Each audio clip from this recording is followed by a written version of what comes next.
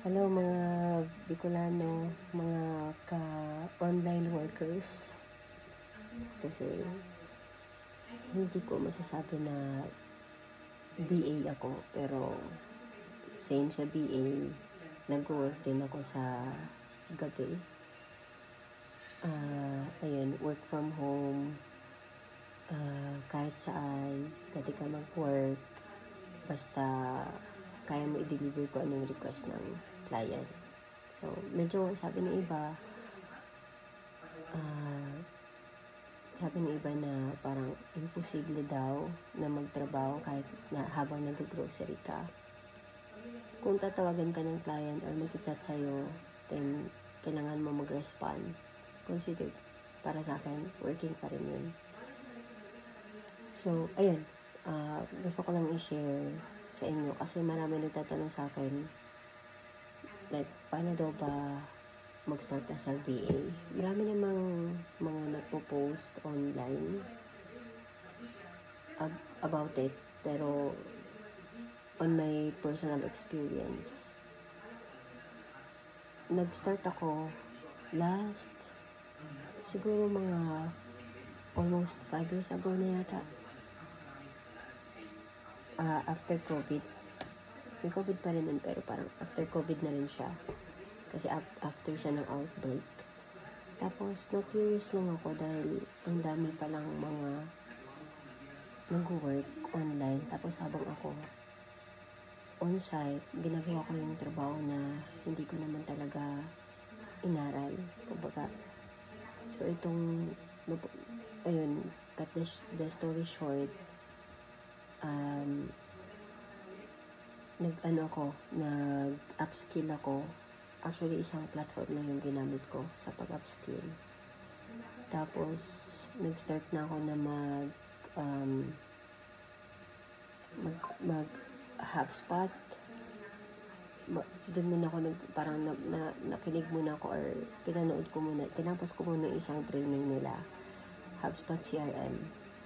Yun lang. Then, nag-start na ako mag-apply sa online jobs. Siguro, wala pang 1 week na interview agad ako. Then, nalaman ko rin agad na hired na ako. Ayun. Hindi lahat pare-parehas experience. May iba rin talaga na nahirapan na mag-apply. Siguro ako, sinerte lang din ako. Hindi naman ako ganun kagaling mag-English. Pero parang nakita lang din siguro nila na porsigido ako sa trabaho ko. Tapos, basic lang yung mga tanong nila.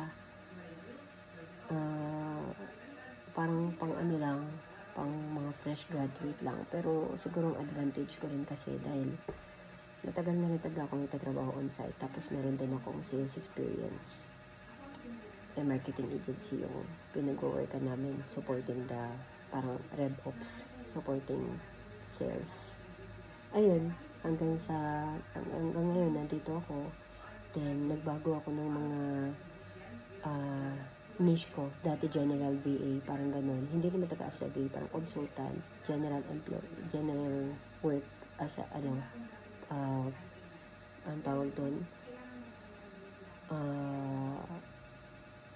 empleyado na rin, ganyan, contractual, ayun, contractual employee.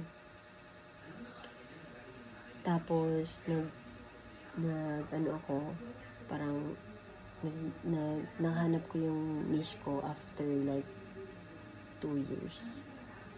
Then, doon ako nag-venture sa iba't ibang companies. Then, ayun, ngayon, maganda na yung mga yung companies na napasukan ko.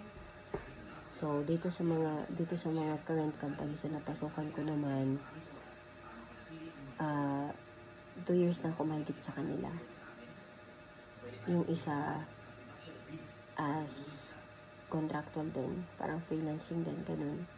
Then, dito naman sa isa, meron na siyang company na registered dito sa Philippines. Yun lang.